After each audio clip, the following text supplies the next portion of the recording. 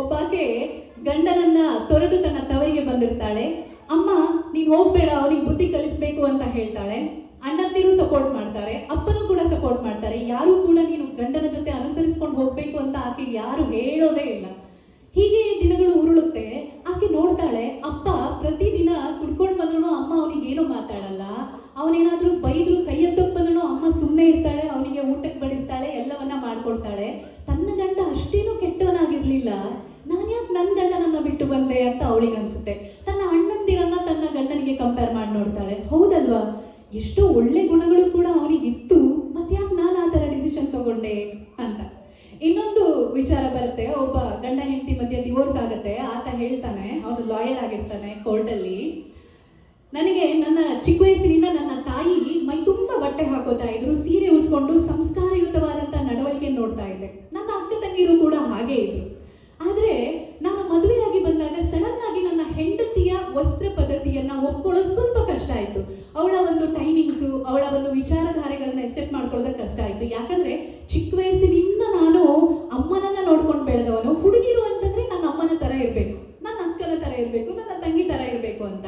ಆದರೆ ನನಗೆ ಸ್ವಲ್ಪ ಸಮಯ ಸಿಕ್ಕಿದ್ರೆ ನನ್ನ ಹೆಂಡತಿಯನ್ನ ನಾನು ಅರ್ಥ ಮಾಡಿಕೊಂಡು ನನ್ನ ಸಂಸಾರ ಸರಿಪಡಿಸ್ಕೊಳ್ತಾ ಇದ್ದೆ ಅಂತ. ಇದನ್ನ ಯಾಕೆ ಹೇಳ್ತಾ ಇದ್ದೀನಿ ಅಂತಂದ್ರೆ, ನನಗೆ ಬಹಳ ಕಾಡುವಂತಹ ವಿಷಯ. ಇತ್ತೀಚಿನ ಜನರೇಷನ್ ಅಲ್ಲಿ ಗಂಡ ಹೆಂಡಿನ ಮಧ್ಯೆ ಮೂರನೆಯವರ ಪ್ರವೇಶ ಆದಾಗ ಸಂಸಾರ ದೂರ ಆಗುವಂಥದ್ದು. 100 ವರ್ಷ ಸುಖವಾಗಿ ಬದುಕಬೇಕು ಅಂತ ದಿನ ನಕ್ಷತ್ರ ಎಲ್ಲ ಜಾತಕ ಪ್ರತಿಯೊಂದನ್ನ ನೋಡಿ ಲೆಕ್ಕಾಚಾರ ಹಾಕಿ ಎಲ್ಲವನ್ನ ಒಪ್ಕೊಂಡು, ಕೆಲವೊಮ್ಮೆ ಅವರೇ ಪ್ರೀತಿಸಿ ಮದುವೆ ಆದವರು ಕೂಡ ದೂರ ಆಗುವಾಗ ಒಂದು ಚಿಕ್ಕ ಚಿಕ್ಕ ವಿಚಾರಗಳಿಗೆ ದೂರ ಆಗೋದು, ಇದು ಅಲ್ಲಿಗೆ ನಿಲ್ಲೋದಿಲ್ಲ.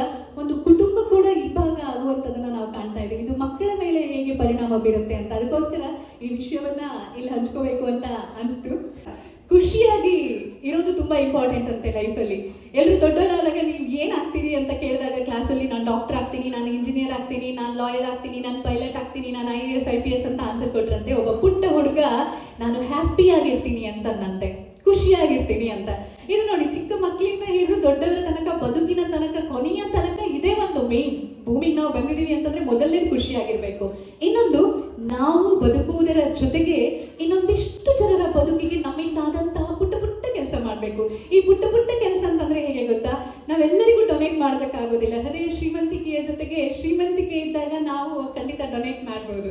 ಆದರೆ ನಾನೇನ್ ಮಾಡ್ಬೋದು, ನನ್ನಿಂದ ಆಗೋದಿಲ್ಲ ಅಂತ ಹೇಳೋದಕ್ಕಿಂತ, ಎಷ್ಟೋ ಜನ ಬೆಳಿಗ್ಗೆಯಿಂದಲೇ ಶುರು ಮಾಡ್ತಾರೆ. ಬೆಳಿಗ್ಗೆ ಎದ್ದ ತಕ್ಷಣ ಅಲ್ಲಿ ಯಾವುದೋ ಬೀದಿ ನಾಯಿಗಳಿಗೆ ಅನ್ನ ಹಾಕೋ ಕೆಲಸ ಮಾಡ್ತಾರೆ, ಮನೆ ಮುಂದೆ ಬರುವಂತ ಪಕ್ಷಿಗಳಿಗೆ ಕಾಳು ಹಾಕುವಂತ ಕೆಲಸ ಮಾಡುವಂತ ಅಮ್ಮಂದಿರು, ಇದನ್ನೆಲ್ಲ ನೋಡೋದು. ಮನೆ ಹತ್ರ ಗಿಡ ನೆಟ್ಟು ಹೋಗಿದ್ದಾರೆ ಯಾರೋ, ನೀರು ಹಾಕೋದಕ್ಕೆ ಯಾರೂ ಇಲ್ಲ ಅಲ್ಲಿ, ನಾನು ಹೋಗಿ ನೀರು ಹಾಕ್ತೀನಿ.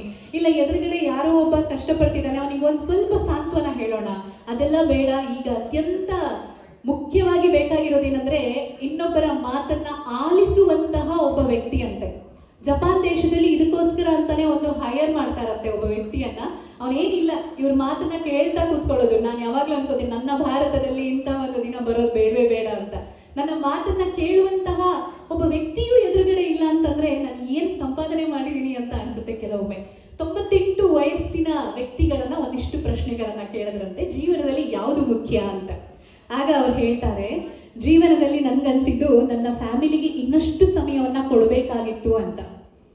ಹೆಚ್ಚಿನ ಜನ ಹೇಳಿದಂತ ವಿಷಯ, ನಾನು ನನ್ನ ಗುರಿ ಏನು ಅಂತ ನನಗೋಸ್ಕರ ನಾನು ಬದುಕಬೇಕಿತ್ತು, ನಾನು ಯಾಕೋ ಸಮಾಜಕ್ಕೋಸ್ಕರ ಬದುಕಿದ್ದೀನಿ ಅಂತ ನನಗೆ ಅನ್ನಿಸ್ತಾ ಇದೆ ಅಂತ. ಸಮಾಜ ಏನ್ ಹೇಳುತ್ತೆ, ಪಕ್ಕದ ಮನೆಯವ್ರು ಏನ್ ಮಾಡಿದ್ರು, ಎದುರುಗಡೆ ಇರೋರು ಏನ್ ಮಾಡಿದ್ರು, ಅವ್ರೇನ್ ಮಾಡಿದ್ರು ಅನ್ನುವಂಥದ್ದನ್ನ ಮಾತ್ರ.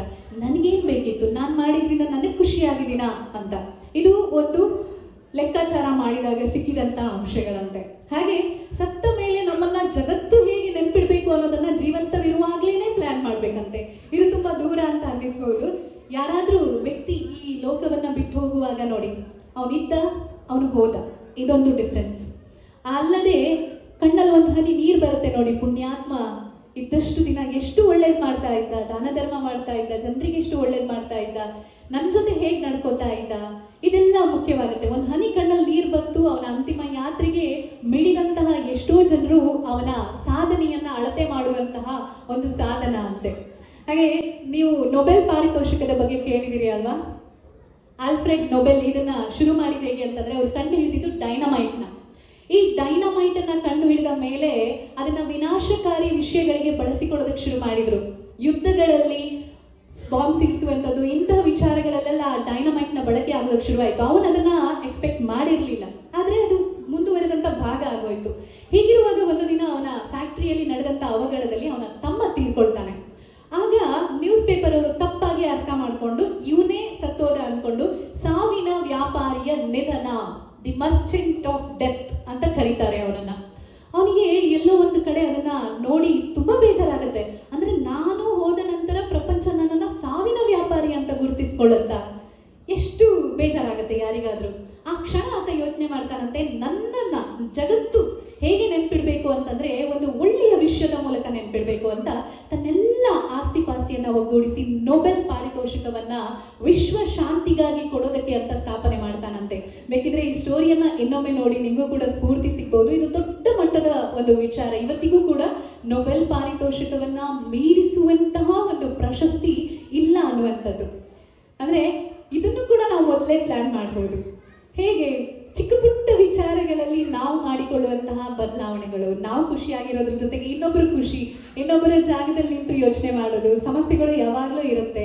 ಮನಸ್ಸಿನ ಮಾತುಗಳನ್ನ ಹೇಳ್ಕೊಳ್ಳೋದಕ್ಕೆ ಒಂದು 3-4 ಜನ ಗೆಳೆಯರನ್ನ ಮಾಡ್ಕೋಬೇಕಂತೆ. ಇಲ್ಲಿರೋ ಎಷ್ಟು ಜನರಿಗೆ ಪ್ರಾಣ ಸ್ನೇಹಿತರಿದ್ದಾರೆ? ಪ್ರಾಣ ಸ್ನೇಹಿತರು ಒಂದು 3 ಜನ ಇರುವವರು ಕೈ ಎತ್ತಿ. ಇಲ್ಲ, ನೀವು ಕೈ ಎತ್ತಿದ್ರು ಪರವಾಗಿಲ್ಲ, ನಿಮ್ಮ ಮನಸ್ಸಿಗೆ ಗೊತ್ತಿರುತ್ತಲ್ಲ. ಜೀವಕ್ಕೆ ಜೀವ ಕೊಡೋ ಗೆಳೆಯ 12 ಗಂಟೆಗೆ ಕಾಲ್ ಮಾಡಿದ್ರು ಇವ್ರು ಓಡೋಡಿ ಬರ್ತಾರೆ ಅಂತ ಇದ್ದಾರೆ ಅಂದ್ರೆ ಅದು ನಿಮ್ಮ ಇವತ್ತಿನವರೆಗಿನ ಸಾಧನೆ. ಇಲ್ಲ ಅಂತಂದ್ರೆ ಬೇಜಾರು ಮಾಡ್ಬೇಕಾಗಿಲ್ಲ, ಇನ್ನೂ ಅವಕಾಶ ಇದೆ ಮಾಡ್ಕೊಳ್ಳೋದಕ್ಕೆ. ಈಗೆಲ್ಲ ನಾವು ಕೆಲಸ ಇದ್ರೆ ಮಾತ್ರ ಫೋನ್ ಮಾಡೋದು. ಇತ್ತೀಚೆಗೆ ಯಾರೋ ಹೇಳ್ತಿದ್ರು, ನಂಗೆ ತುಂಬಾ ಬೇಜಾರಾಗುತ್ತೆ, ಯಾಕಂದ್ರೆ ನನಗೆ ಯಾರೇ ಕಾಲ್ ಮಾಡಿದ್ರು ಒಂದು ಹೆಲ್ಪ್ ಆಗ್ಬೇಕಿತ್ತು ಅಂತಾನೆ ಶುರು ಮಾಡ್ತಾರೆ. ಈಗ ಅಭ್ಯಾಸ ಆಗೋಗಿದೆ ನನಗೆ. ಹೇಳು, ಏನಾಗ್ಬೇಕಿತ್ತು ನಿಮ್ಗೆ ಅಂತ. ಆದ್ರೆ ನಾವು ಇಲ್ಲಿವರೆಗೆ ಬಂದು ನಿಂತಿದ್ದೇವೆ, ಕೆಲಸ ಇಲ್ಲದೆ ಇದ್ರೆ ಕಾಲೇ ಮಾಡೋದಿಲ್ಲ ಅಂತ. ಆದ್ರೆ ಕೆಲವರು ಹಾಗಲ್ಲ. ಇಲ್ಲಿ ಎಷ್ಟು ಜನ ಆತ್ಮೀಯರಿದ್ದಾರೆ ಅಂತಂದ್ರೆ, ನಾನು ರೂಪಕನ್ನ ಲಾಸ್ಟ್ ಟೈಮ್ ಮೀಟ್ ಆಗಿದ್ದು ಬೆಳ್ಮಣ್ಣು ಬಣ್ಸಕಕ್ಕೆ ಹೋದಾಗ. ಅವತ್ತಿನಿಂದ ಇವತ್ತಿನವರೆಗೂ ಆತ್ಮೀಯತೆ ಹೇಗಿದೆ ಅಂತ, ನೀವು ಶಿರುವ ಬಣ್ಸಂಗಕ್ಕೆ ಬರ್ತಿದ್ದೀರಲ್ಲ ನಾಳೆ ಅಂತ. ಬೇರೆ ಏನು ಬೇಕಿಲ್ಲ. ಅವ್ರು ಹಾಗೆ ಹೇಳುವಾಗಲೇ ನನಗೊಂದು ಖುಷಿ, ಓಕೆ ನಾವಲ್ಲಿ ಸಿಗ್ತಾ ಇದ್ದೀವಿ ಅಂತ. ಮಧ್ಯದಲ್ಲಿ ನಾವೆಲ್ಲೂ ಸಿಗ್ತೀವಿ ಮಾತಾಡ್ತೀವಿ ಅಂತೇನಿಲ್ಲ, ಆದ್ರೆ ಆ ಆತ್ಮೀಯತೆ, ಆ ಪ್ರೀತಿ ಅನ್ನುವಂಥದ್ದು, ನಮ್ಮವರು ಬರ್ತಿದ್ದಾರೆ, ನಮ್ಮ ಮಕ್ಕಳು ಪಂಪಿನಂಚಿನ ಒಂಚಿ ಆತ್ಮೀಯತೆ ನನಗೆ ಯಾವಾಗಲೂ ಅದೇ ಮನಸ್ಸಿಗೆ ಹತ್ರ ಅಂತ ಅನ್ಸೋದು.